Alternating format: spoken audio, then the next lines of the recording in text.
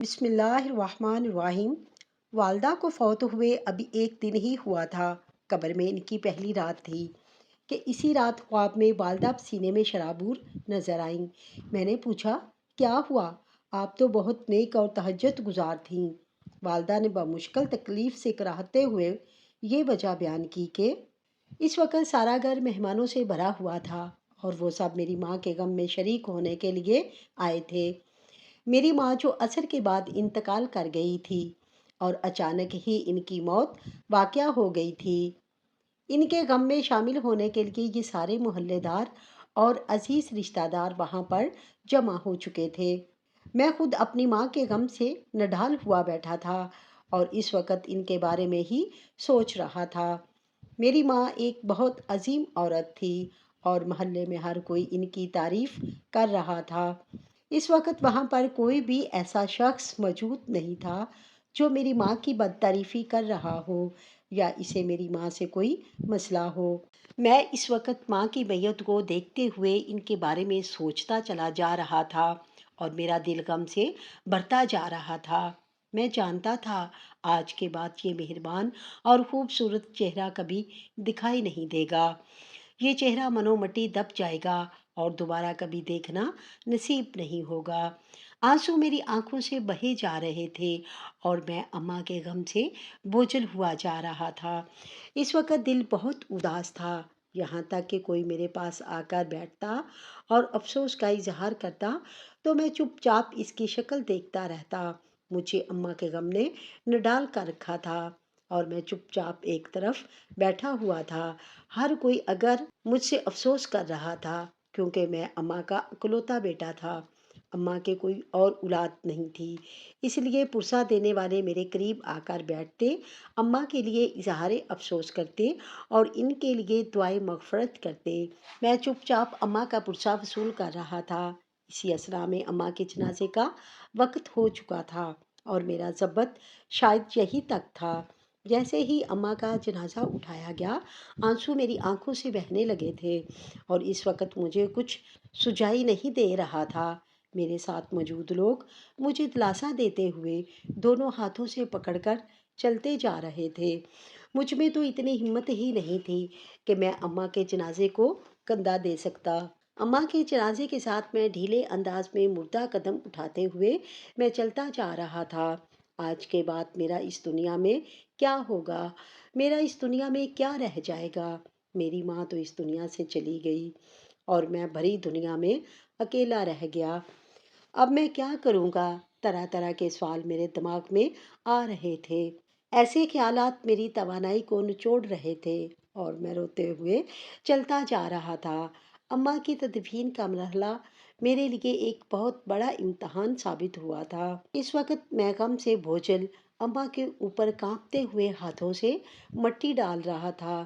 میں جان گیا تھا کہ اب میری ماں کا یہ مہربان چہرہ زندگی میں دوبارہ کبھی دکھائی نہیں دے گا۔ اماں کو دفنانے کے بعد میں پھوٹ پھوٹ کر رو دیا تھا۔ ان کی قبر کی مٹی سے لپٹ کر میں جیسے خود بھی مرتا جا رہا تھا۔ میرے ساتھ موجود لوگ مجھے دلاسا دیتے رہے۔ خود ان کی آنکھوں میں بھی آنسو تھے کیونکہ اماں کے ساتھ انہیں بھی بہت انسیت تھی اور وہ مجھے دلاسا دے رہے تھے، حوصلہ دے رہے تھے، ہمت کرنے کا کہہ رہے تھے۔ لیکن میں کہاں سے ہمت لے کر آتا، کہاں سے دلاسا لاتا؟ میری تو دنیا ہی لٹ چکی تھی۔ اس وقت میرے سے زیادہ تہی دامن اور خالی ہاتھ شخص اس روئے زمین پر کوئی بھی نہیں ہوگا۔ میں خالی ہاتھ رہ گیا تھا۔ ماں کا مہربان سایہ مجھ پر سے اٹھ چکا تھا اور میں اس وقت اس بھری دنیا میں اکیلا تنہا رہ چکا تھا۔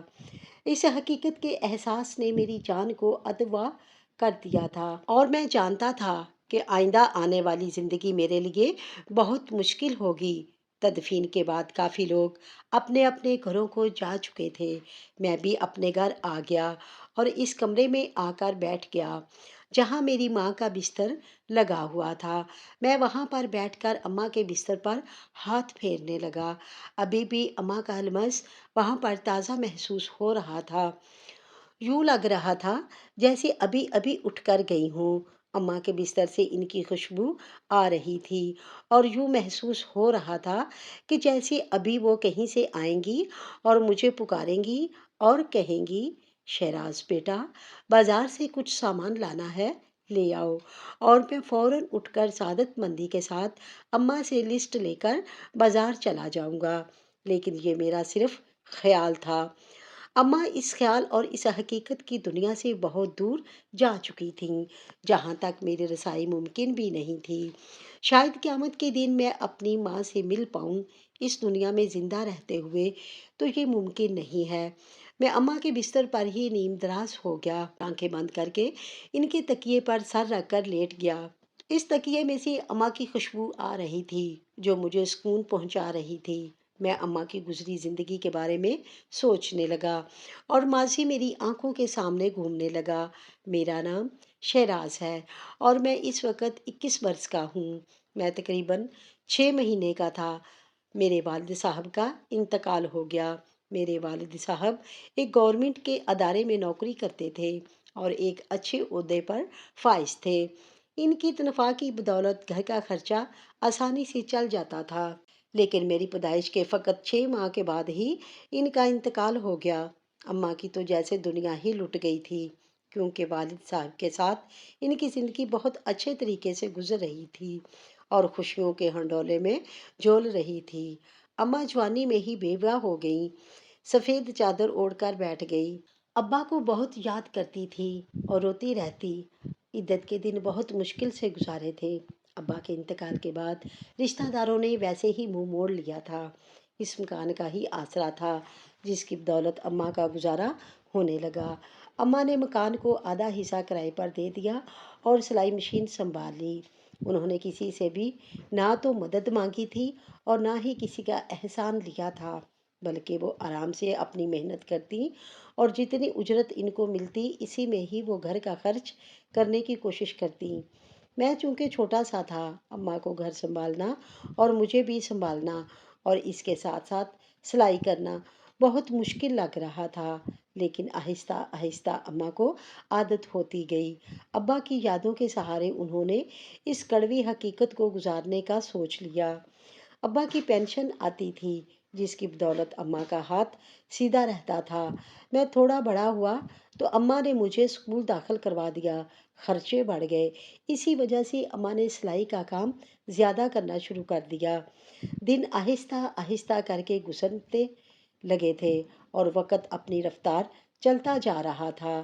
اماں کی محنت اور مشقت کا نتیجہ تھا کہ میں پڑھ لکھ گیا۔ اس طرح اماں نے محلے میں اپنی ایک خاص پہچان بنا لی تھی۔ سارا محلہ اماں کی عزت کرتا کہ اس طرح جوانی میں بیوہ ہونے کے بعد اماں نے اپنے آپ کو سنبھال کر نہ صرف اپنا گھر سنبھالا اور اپنے بچے کی تعلیم و تربیت کی، بلکہ محنت مزدوری کر کے اپنے گھر کا خرچ بھی اٹھایا۔ اور کبھی اماں کے ماتھے پر شکوہ اور شکایت نظر نہیں آئی، بلکہ وہ صبر کا عملی نمونہ بنے ہوئے ایمانداری اور عاجزی کے ساتھ اپنی زندگی گزار رہی تھی۔ اماں ہمیشہ مجھے بھی انکساری اور عاجزی کا سبق پڑھاتی، ایمانداری کا درس دیتی۔ وہ روزانہ رات کو سونے سے پہلے مجھے ایسی باتیں سکھاتی جو میری آنے والی زندگی میں بہت کارگر ثابت ہونے والی تھیں۔ میں روز رات کو اماں سے طرح طرح کے سوال کرتا اور ان کے جواب ملنے پر آہستہ آہستہ نیند کی وادی میں کھونے لگتا۔ اماں میرے ہر سوال کا ہر ممکن جواب دے دیتی، لیکن ایک سوال پوچھنے سے وہ ہمیشہ رونے لگتی تھیں۔ جب میں ان سے پوچھتا تھا میرے بابا کہاں ہیں، آخر اللہ نے انہیں اتنی جلدی کیوں بلا لیا، تو اماں یہ سن کر رونے لگتیں۔ آنسو ان کی آنکھوں سے چھلک پڑتے اور مجھے صرف اتنا ہی کہتی، شہراز بیٹا، بس تم اپنے بابا کے لیے دعا کیا کرو کہ اللہ انہیں جنت میں گھر دے اور قیامت کے روز ہمیں ان سے ضرور ملوائے۔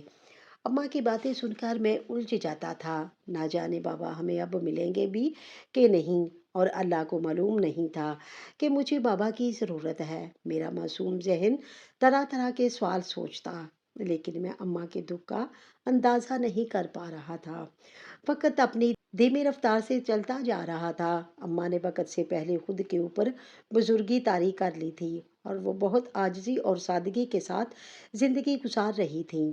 अब्बा के मरने के बाद अम्मा ने शौक रंगों को खुद पर हराम कर लिया था। वो सादा और हल्के रंग पहनतीं, हल्का लिबास पहनतीं और इसके अलावा बिला ज़रूरत कभी घर से बाहर ना निकलतीं। वो ज़माने की नज़रों को पहचानती थीं, जिन्होंने अब्बा के मरने के बाद इन्हें बुराई की तरफ राग़िब करने की कोशिश की थी। उन्होंने अम्मा को गलत रास्ते पर लगाने की कोशिश की थी, लेकिन अम्मा ने अपने ईमानदार किरदार की मजबूती की वजह से इन सबको धुतकार दिया था और अपने असूलों और शर्तों के मुताबिक ज़िंदगी गुजारने का फैसला किया था। अम्मा की नेकी और किरदार की मजबूती की गवाही सारा मोहल्ला देता था। अम्मा के पास लोग छोटे मोटे मसले मसाइल लेकर आते और इनका तसल्ली बख्श हल मिल जाने पर अम्मा को ढेरों दुआएं देते थे। अम्मा के पास लोग बड़ी बड़ी रकमें अमानत के तौर पर रखवा जाते थे, क्योंकि जानते थे कि अम्मा के पास से रकम कहीं पर भी नहीं जाएगी। अम्मा के पास बतौर अमानत कोई चीज़ रखवा दे तो वो इसी तरह वापस मिल जाती। इसीलिए लोग बिला झिझक और बगैर किसी डर के अम्मा के पास बड़ी बड़ी चीज़ें अमानत के तौर पर रखवा जाते थे और अम्मा इस अमानत की हिफाजत करती थीं। ईमानदारी से इनकी अमानतें इन्हें वापस दे देती थीं। अम्मा की ईमानदारी की लोग कसम खाते थे। एक दफ़ा इसी तरह एक औरत अम्मा के पास अपना कुछ ज़ेवर रखवा गई थी और जब ज़ेवर वापस लेने आई तो इसमें से एक अंगूठी कम थी। अम्मा को बेहद परेशानी हुई, क्योंकि अम्मा ने तो इसकी पोटली खोल कर भी नहीं देखी थी। अम्मा को तो ये मालूम ही नहीं था कि इसकी पोटली में कौन कौन सा जेवर बंधा हुआ है। अम्मा ने बेहद परेशानी से अपनी हमसाई से कहा, निगत, मुझे तो नहीं पता कि इसमें कौन कौन सा जेवर था, लेकिन अगर तुम्हारी एक अंगूठी कम है तो मैं इसकी कीमत तुम्हें अदा कर देती हूँ। तो मुझे बता सकती हो कि वो कितनी मालियत की होगी। अम्मा इसे कहने लगी, नहीं नहीं ज़किया, मैं तुम पर शक नहीं कर रही हूँ, मैं सिर्फ तुम्हें आगाह कर रही हूँ, क्योंकि मुझे इस बात की बहुत परेशानी है कि आखिर मेरी अंगूठी कहाँ गई। निगत नामी हमसाई ने अम्मा से कहा तो अम्मा इसके हाथ पर हाथ रख कर बोली, मैं जानती हूँ तुम मुझ पर शक नहीं कर रही, लेकिन तुमने मेरे पास एक चीज़ अमानत रखवाई थी और मेरा काम बनता है कि मैं तुम्हें वो अमानत इसी तरह वापस करूं। अगर तुम्हारी चीज़ मुझसे खो गई है तो मैं तुम्हें लौटाने की मजाज हूँ। इसलिए मुझे बताओ कि तुम्हारी वो अंगूठी कितनी मालियत की थी, मैं तुम्हें इतनी रकम दे देती हूँ। अम्मा ने जब निगत से कहा तो वो बोली, नहीं ज़किया, बस तुम ये दुआ करो कि मुझे अंगूठी मिल जाए, क्योंकि मुझे वो अंगूठी बहुत अजीज़ है। वो मेरी मुंह दिखाई की अंगूठी थी और मैंने इसे बहुत संभाल कर रखा हुआ था। निगत की आंखों में आंसू आ गए थे, जबकि अम्मा इसे दिलासा देने लगी। इस बात को कुछ दिन गुजर गए। जब एक दिन निगत हंसी खुशी आई, अरे ज़किया, मेरी अंगूठी मिल गई, सबसे पहले तुम्हें ही बताने के लिए आई हूँ। इसने खुशी से खनकते लहजे में अम्मा से कहा। तो अम्मा बोली, कहाँ से मिली? तो वो अम्मा को तफसील बताने लगी। कहने लगी, मैं इतने दिनों से बहुत परेशान थी, हर जगह ढूंढ कर देख लिया था, जहाँ जहाँ पर भी मैं कोई कीमती चीज़ रखती थी वहाँ वहाँ पर छान मारा था, लेकिन अंगूठी को नहीं मिलना था, नहीं मिली। लेकिन मैंने आज घर की तफसीली सफाई शुरू करवाई थी लेकिन आज मैंने घर की तफसीली सफाई करवाई थी और इस तफसीली सफाई के दौरान ड्रेसिंग टेबल के नीचे से जब काम वाली ने झाड़ू लगाया तो ड्रेसिंग टेबल के नीचे से अंगूठी निकल आई। आखिर वहाँ पर कैसे गई, लेकिन इस बात का शुक्र है कि अंगूठी मिल गई और मेरा नुकसान नहीं हुआ। निकट के चेहरे पर मुस्कुराहट थी और अम्मा ने मुस्कुराते हुए इसे कहा, शुक्र है तुम्हें अंगूठी मिल गई, वरना मुझे बहुत परेशानी हो रही थी और तुम मुझसे पैसे लेने को भी तैयार नहीं थी। मुझे ऐसा लग रहा था कि शायद मुझसे कोई कोताही हो गई है और मैं तुम्हारी अमानत की सही तरह हिफाजत नहीं कर सकी, इसलिए बार बार खुद को कोस रही थी। लेकिन अब चूंकि तुम्हें अंगूठी मिल गई है तो मैं बहुत खुश हूँ। अम्मा ने जैसे इत्मीनान का इजहार किया था। कुछ और देर भी वो अम्मा के पास बैठी रही और फिर उठकर घर चली गई। ये अम्मा की नेक नामी ही थी, अम्मा की ईमानदारी ही थी। جس کی بدولت نگہت نے ایک بار پھر اماں پر شک نہیں کیا تھا، ورنہ کوئی اور ہوتا تو اسے پورے پیسے ادا کرنا پڑتے۔ دن اسی طرح پر لگا کر گزرتے جا رہے تھے۔ میری تعلیم مکمل ہو گئی تھی اور میں اپنی نوکری کرنے لگ گیا تھا۔ اسی دوران اماں کی طبیعت کچھ خراب رہنے لگی تھی اور اب وہ بہت زیادہ کمزوری محسوس کرتی تھیں۔ وہ بہت نڈال رہنے لگیں۔ میں کئی بار ان کی دوا لا چکا تھا، مختلف ڈاکٹروں کو چیک کروا چکا تھا، لیکن انہیں بظاہر کوئی بیماری نہیں تھی، بلکہ شاید کمزوری تھی۔ میں چونکہ اب نوکری کر رہا تھا، اس لیے اماں کی سلائی کا کام بند کروا دیا تھا۔ اب اماں سلائی نہیں کرتی تھیں، بس گھر کے کاموں میں مصروف رہتیں۔ اور ایسے ہی ایک مصروف سے دن میں اماں نے مجھے بٹھا کر کہا، شہراز بیٹا، میں اب چاہتی ہوں کہ تیری شادی کر دوں، اس گھر میں بھی رونق اترے۔ ہم کب تک ماں بیٹا ایک دوسرے کی شکل دیکھتے رہیں گے؟ اماں نے مجھ سے کہا تو میں مسکرا دیا اور بولا، اماں ابھی مجھے کچھ عرصہ کام کرنے دیں، ابھی میں شادی کرنے کے حق میں نہیں ہوں۔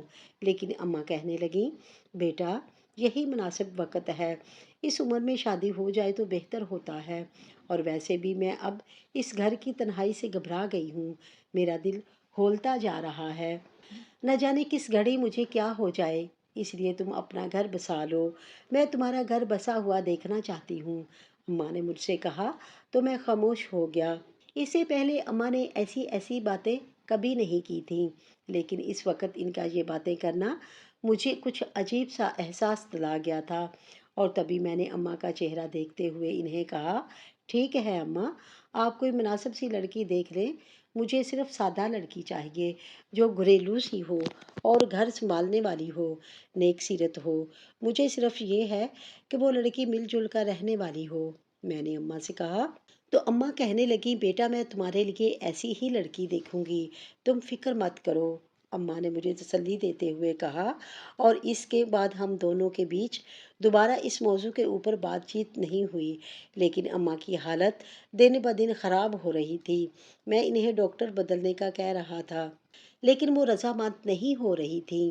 ان کا یہی کہنا تھا کہ میرے سارے ٹیسٹ ٹھیک آئے ہیں اور مجھے کوئی بیماری نہیں ہے، لیکن نہ جانے کیوں اماں کی طرف سے میرا دل وسوسوں کا شکار تھا اور میں جیسے کسی انہونی کی وجہ سے ڈرتا رہتا تھا، اور آج وہ انہونی سچ ثابت ہو گئی تھی جب اماں کا اچانک انتقال ہو گیا۔ ان کے انتقال کے بعد ایک ایک لمحہ مجھ پر بھاری گزر رہا تھا، اور میں ان کے بستر پر لیٹا ان کے بارے میں سوچتا نہ جانے کب سو گیا، مجھے خبر ہی نہ ہوئی۔ اماں کی وہ قبر میں پہلی رات تھی اور میں اماں کے بستر پر ہی لیٹا ہوا تھا۔ انہیں یاد کرتے کرتے میری آنکھ لگ گئی تھی، آنسوؤں کے ساتھ میرا چہرہ بھرا ہوا تھا۔ مجھے سوئے ہوئے نہ جانے کتنی دیر ہو گئی تھی جب خواب میں نے اماں کو دیکھا۔ اماں کا چہرہ پسینے سے بھرا ہوا تھا اور ان کے چہرے پر شدید تشویش تھی۔ میں ان کو تکلیف میں دیکھ کر پریشان ہو گیا اور ایک دم آگے بڑھ کر اماں سے پوچھا، اماں کیا ہوا؟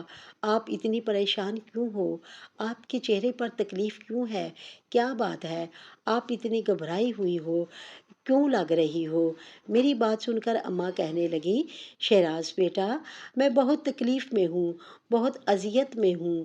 اماں کی آواز میں بھی تکلیف واضح تھی۔ تبھی میں نے انہیں کہا، اماں آخر ایسا کیا ہو گیا کہ آپ اتنی تکلیف میں ہیں؟ آپ تو بہت اچھی تھیں، ایماندار اور سمجھدار خاتون تھیں، آپ سے تو کوئی بھی غلطی نہیں ہوئی، آپ نے آج تک کبھی زندگی میں کوئی گناہ نہیں کیا، پھر آپ آخر ایسا کیا ہوا کہ آپ اتنی تکلیف میں ہو؟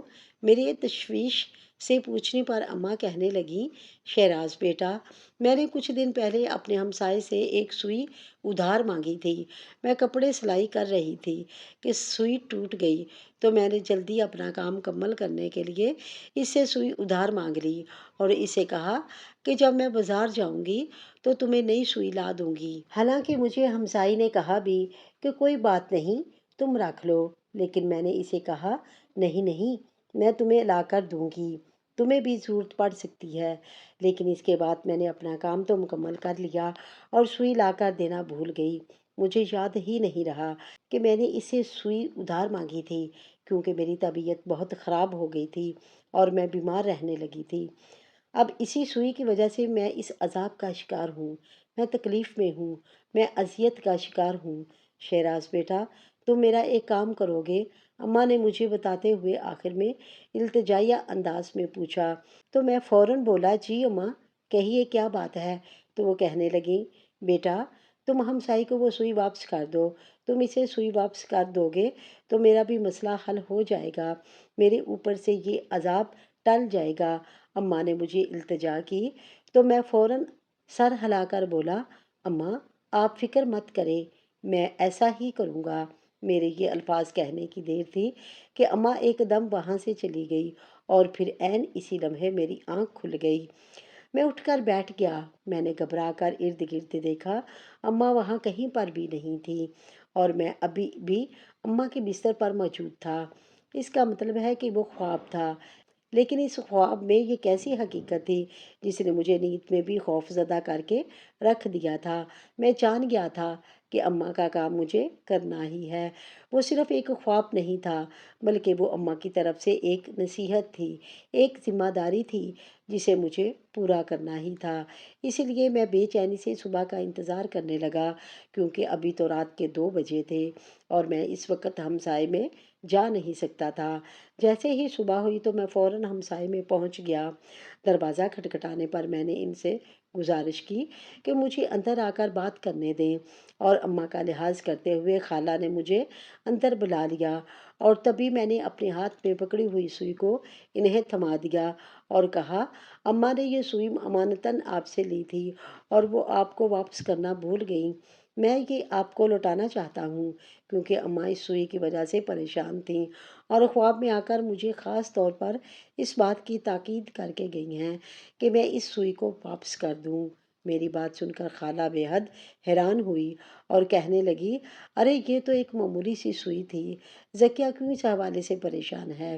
جبکہ ان کی بات سن کر میں بولا، خالہ آپ تو جانتی ہیں کہ اماں بہت ایماندار خاتون تھیں اور ہمیشہ امانت کی حفاظت کرتی تھیں۔ آپ کی سوئی بھی اماں کے پاس امانت ہی تھی اور وہ اسے لوٹا نہیں سکیں۔ زندگی نے اتنی مہلت ہی نہیں دی اور وہ اس دنیا سے کوچ کر گئی۔ اسی وجہ سے قبر میں جانے کے بعد انہیں سوئی کی فکر تھی، کیونکہ انہیں اس بات کا ڈر تھا کہ کہیں اس سوئی کی وجہ سے ان کے اوپر کوئی عذاب نہ آ جائے۔ اسی لیے انہوں نے مجھے تاکید کی اور میرے اوپر یہ ذمہ داری ڈال دی۔ میں یہ سوئی آپ کو لوٹانے کے لیے آیا ہوں۔ اگر ہو سکے تو میری ماں کو معاف کر دیجیے گا، کیونکہ ان سے بھول ہو گئی اور غلطی سے وہ آپ کی امانت واپس نہیں کر پائی۔ میں نے خالہ سے یہ کہتے ہوئے ان کے آگے ہاتھ جوڑ دیے تو خالہ کی آنکھوں میں آنسو آ گئے اور کہنے لگی، ارے ذکیہ تو بہت ایماندار تھی اور میں اس کی ایمانداری کی مثالیں دیتی ہوں۔ مجھے اس سے کوئی گلہ شکوہ نہیں ہے۔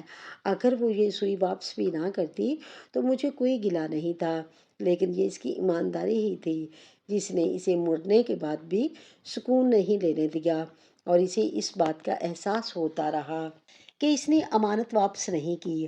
حالانکہ میں تو خود اس سوئی کے بارے میں بھول چکی تھی۔ اگر آج تم نہ بھی آتے تو مجھے پتہ ہی نہیں چلتا، لیکن شاید ذکیہ کے لیے بہت بڑی بات تھی اور اسی وجہ سے وہ پریشان ہوتی رہی۔ لیکن تم فکر مت کرو، میں ذکیہ کو معاف کیا۔ حالانکہ یہ کوئی اتنی بڑی بات نہیں ہے، لیکن تمہاری تسلی کے لیے یہ الفاظ دہرا رہی ہوں کہ مجھے تمہاری ماں سے کوئی گلہ نہیں ہے، میں نے اس کے لیے اسے معاف کیا۔ خالہ نے یہ کہتے ہوئے اپنے آنسو پونچھے اور میں جیسے مطمئن سے دل سے ان کے گھر سے نکل آیا۔ مجھے آپ اس بات کا اطمینان ہو گیا تھا کہ اماں وہاں پر اب خوش ہیں اور جو ذمہ داریاں انہوں نے مجھ پر ڈالی تھیں کہ میں اسے پورا کر چکا ہوں۔ اماں کے انتقال کے بعد گو کہ مجھے بہت زیادہ مشکل ہوئی تھی اور میں بہت اداس اور پریشان رہتا تھا، لیکن جس رات اماں میرے خواب میں آئی تھی، اس رات میں نے سمجھ لیا تھا کہ لوگوں کے ساتھ بھلائی کا معاملہ کرنا ہے اور اماں کی طرز پر ہی اپنی زندگی گزارنی ہے، کیونکہ جس طرح لوگ میری ماں کی میت پر رو رہے تھے، انہیں یاد کر رہے تھے اور اچھے الفاظ میں ان کی باتوں کو دہرا رہے تھے، میں اپنی ماں کا بیٹا ہونے پر فخر محسوس کر رہا تھا۔ میں اماں کی طرح ہی امانت دار، ایماندار اور بااخلاق بننا چاہتا تھا۔ میں بھی چاہتا تھا کہ جب میں اس دنیا سے رخصت ہو جاؤں تو لوگ مجھے میری ماں کی طرح ہی یاد کریں اور اسی طرح میرے لیے روئیں اور غم کا اظہار کریں جس طرح میری ماں کے لیے کر رہے تھے۔ اماں کی زندگی میرے لیے ایک ایسی روشن مثال تھی جس کے اوپر چل کر میں نہ صرف اپنی دنیا بہتر بنا سکتا تھا بلکہ اپنی آخرت کو بھی سنوار سکتا تھا۔ میں نے اپنے دل میں اس عزم کو دہرا لیا تھا کہ مجھے اب ایسا ہی کرنا ہے۔ اس دن کے بعد اماں میرے خواب میں نہیں آئی، لیکن کہیں نہ کہیں میرے دل کو اس بات کا اطمینان ہو گیا تھا کہ اماں اب بہت اچھے حالوں میں ہیں اور وہ جہاں کہیں بھی ہیں بہت خوش ہیں اور ایک اچھی زندگی گزار رہی ہیں۔